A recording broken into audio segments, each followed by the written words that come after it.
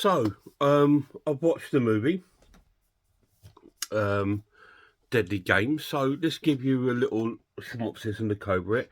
It's a strange one, this one, because it's it sort of entices you with so many little, oh, this is going to be great, really, really, really cool, and it sort of entices you with these kind of oh, that's juicy sort of storylines. So the film kind of starts off with a woman sort of arriving home um, to her house. It's all dark. It's quite dark, and she sort of like receives like a phone call. Um, she when she gets home, she sort of takes her clothes off and sort of like puts on this like see-through red sort of dressing gown and receives like this phone call, like almost like a dirty phone call.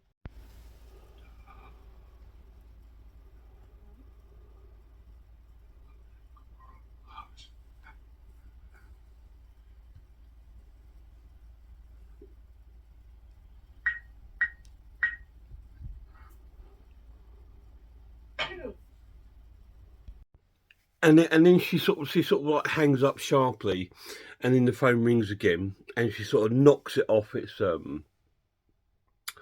cradle, but doesn't answer it. And you can hear like a voice talking to her, and it turns out to be someone else that's phoned her. Anyway, so she's sort of like told him what's happened, and then we sort of cut to her after these phone calls. It's still in the dark. Why she doesn't turn on the lights, I don't know. Still quite in the dark, and you can hear this sort of like heavy breathing, like she's being watched.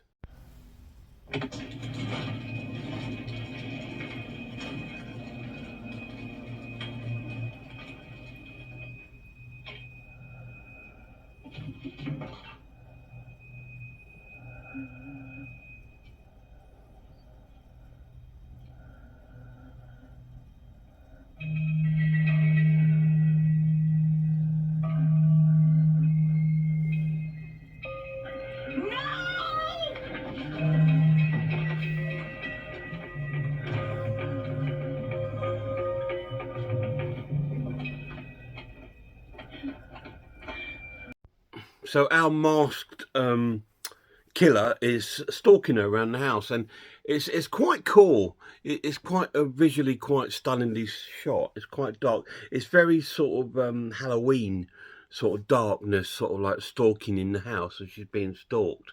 It gave me a lot of vibes of that and the vibes of the beginning of Scream. And so that was really, really cool. And then you don't see the killer again until a bit later when she's sort of standing by the window.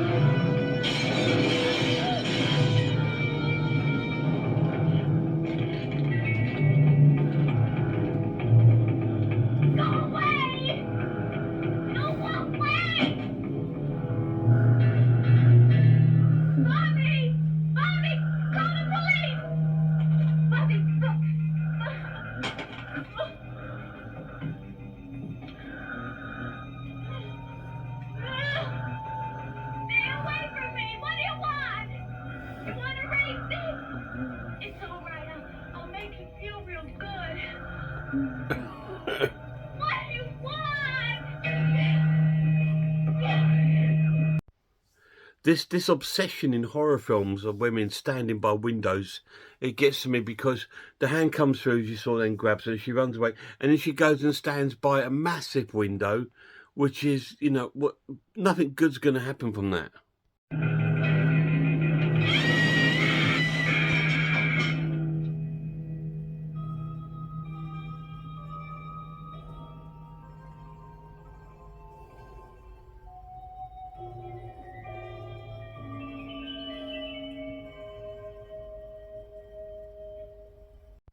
So she falls to her death and breaks her neck and stuff, and she dies.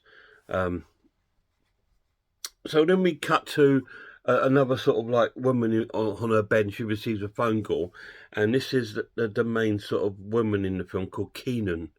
Um, and she is her sister, and she receives a phone call saying that her sister's been tragically killed in an accident.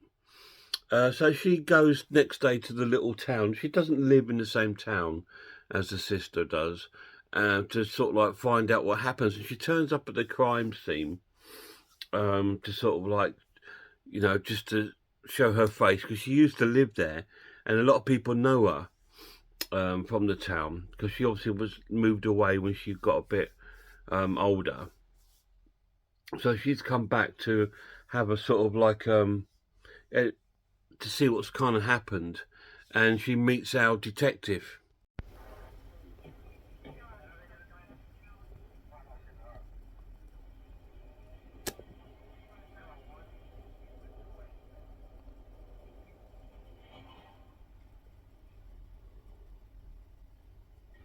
How'd you get in here?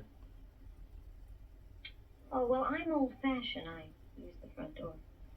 Doors are supposed to be locked. Linda was my sister. I was kind of rude out there, wasn't I? Yes. I'm sorry.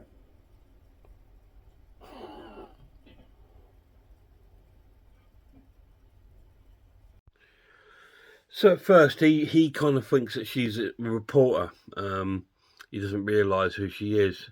And then he goes to the house to have a look around, investigating, and Keenan, the woman's already in the house. And he said, well, how did you get in? He said, well, for the front door. I've got a key. I am her sister. So he apologises and stuff like that, and introduces himself to her. I'm Lane, Roger Lane. Hello, Lane, Roger Lane. It was, Miss Keegan. Just Keegan. You can drop the miss. I knew your sister. I'm sorry. Yeah, I wish I knew her better. How did this happen? We just don't know. Could have been an accident. Might have been a suicide. We haven't found a note yet. Suicide? Linda? I don't think so. I don't want to alarm you, but there may have been somebody else in here with her last night. Well, what are you saying? Are you saying that this could have been a murder? I just don't know. We then cut to the local sort of diner, where we get to meet a few of the sort of local residents, which it's a part of the character building of the town. It's trying to give you a sense that the town's quite small and that everyone sort of knows each other. Hi, Mary. Hey, Big Joe. Joe and Chris is here. Hi, Chris. What a blessing when Billy Owens took over the theater. I don't like those horror shows. My Timmy's afraid of the dark now. The real horror shows Billy Owens. Ew, he gives me the creeps. Look, there is nothing wrong with Billy. He's just less fortunate. My friend, Lady. Mary! I think she'd like to order. What's the soup of the day? Cream antelope and Chastity. It's real good. Ew, gross, Mary. I'll have a hot dog and some more coffee. Hero. Then Keenan turns up at the diner, and she has something to eat, and she sort of orders her food, and then everyone seems to recognise and remember who she is. Joe! Oh, I can't believe it. Oh, Mary Adams. This nut belongs to you. Hot so and sex on Thursdays in November. Jeez, I never would have recognized you. Look, Chris, we're all upset about what happened last night. Let's not talk about it anymore. Christ, Linda and I went to school together since 8th grade. Give me the cutest thing. I love you, dinosaurs. Come on, sit down.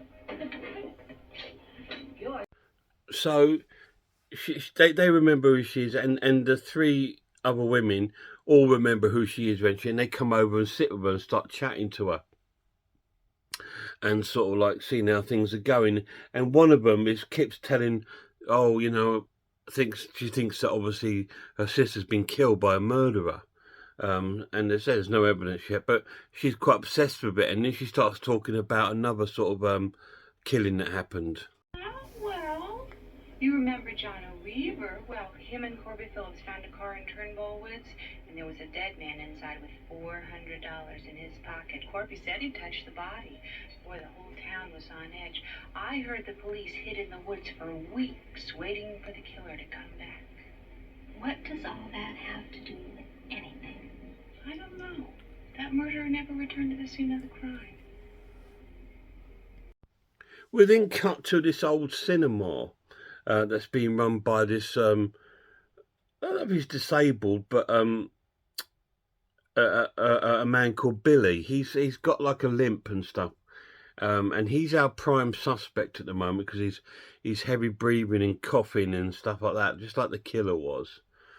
And he's working in the cinema, and we catch up with him with the detective. They seem to be friends. The monster walks.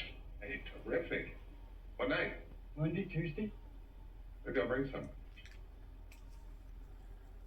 Who? Keegan Lawrence? You know her? Yeah, sure. Linda's sister.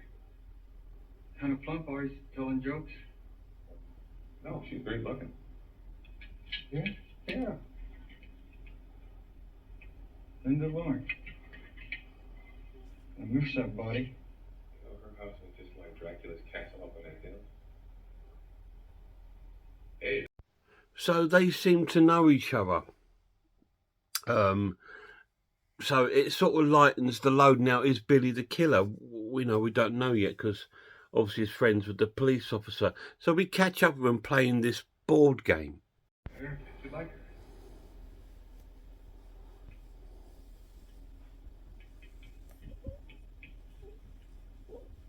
Man, this whole town is buzzing about Linda going through that window. Suicide, huh? Nah, no way. Wow. Murder. Things are really picking up around here, aren't they? Well, that's the beginning.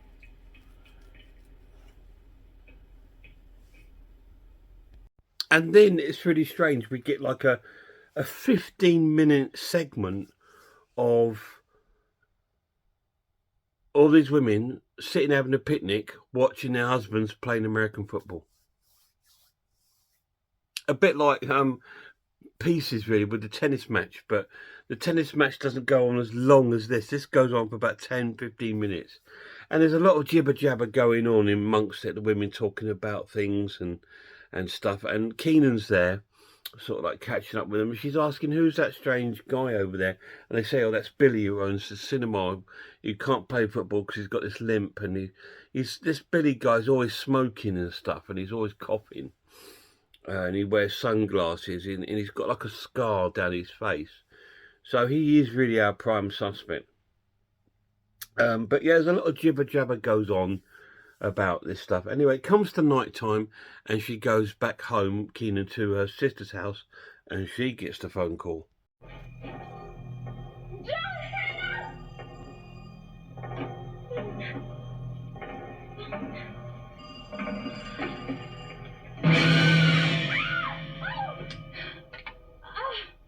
It's probably Chris, his party tonight.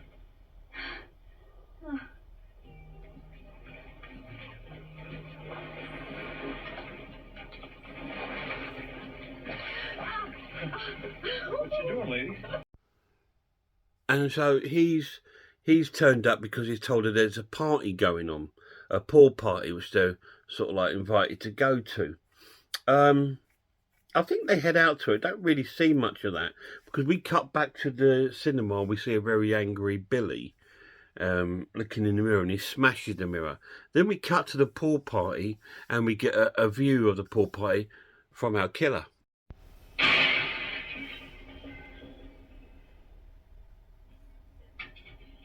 think we can let the rest wait till morning. Want to join me for a swim? No, thanks. Thank you for all your help. Okay, girl. Good night. Good night. Good night.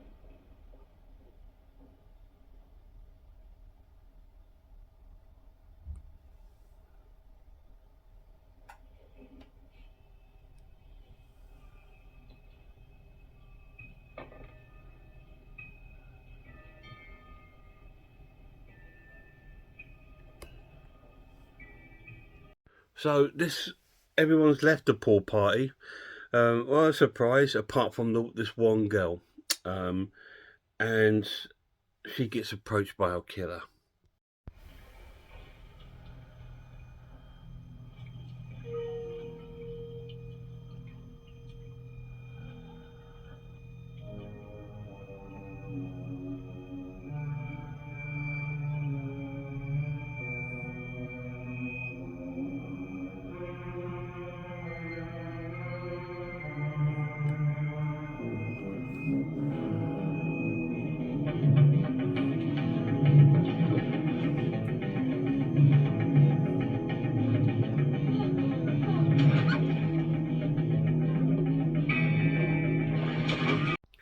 So he gets into the pool and swims underwater. He ties her leg up almost with like sort of piano wire or maybe something from a theatre. But he ties her leg up and then ties it to the drain, the bottom of the pool, so she sort of drowns.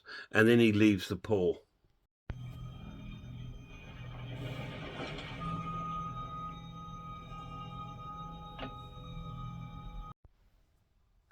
So, what's these killings about? Who's doing it?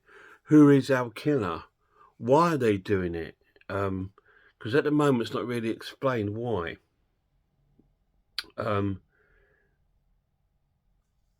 Is Keenan going to get to the bottom of what's happening with her sister? Why is she there? Is the detective going to suss out who's making these killings? Because at the moment in the film he doesn't seem very interested in finding out who the killer is. He's more interested in his own little love life, because he sort of fancies Keenan, and he's sort of like trying to make advances onto her.